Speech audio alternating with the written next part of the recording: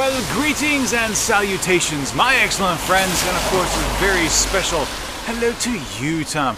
You had to bring it, didn't you? Seoul versus Busan. Well, in my mind, there is absolutely only one clear winner in this debate. But before I give you my answer, I need to touch on a few things that you brought up in your video. Number one, let's talk about size, because size matters. That's what she said.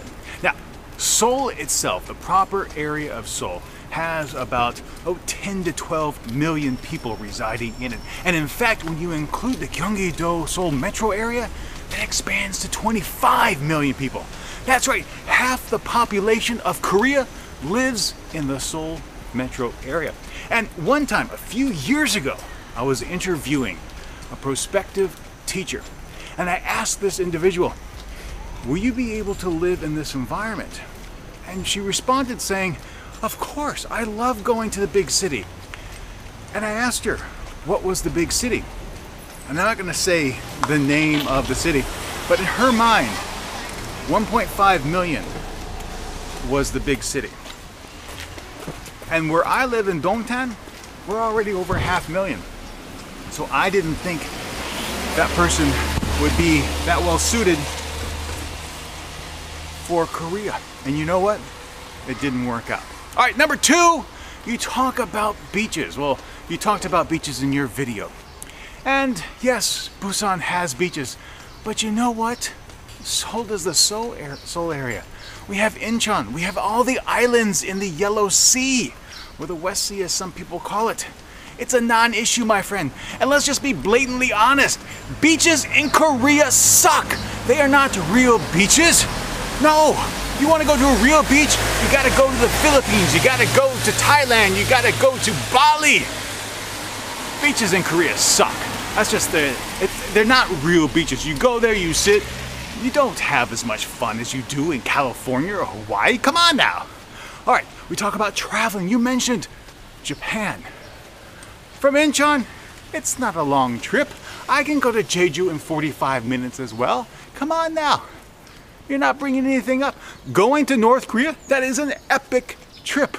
It's something everyone should do, and I know you did it too. I saw your posts, man. Don't deny it. Don't deny it. I saw your posts. All right, you talk about mountains. Now, you do have some nice mountains there, but let's also be honest. We're talking mountains in Korea. Soraksan, Jirisan, Hallasan.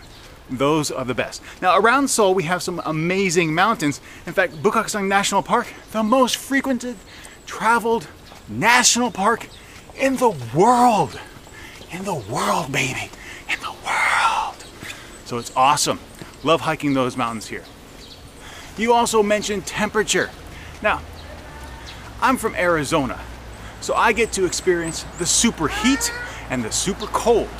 If it ain't 45 degrees, baby, it ain't hot. Korean summers, while they are humid, are lame.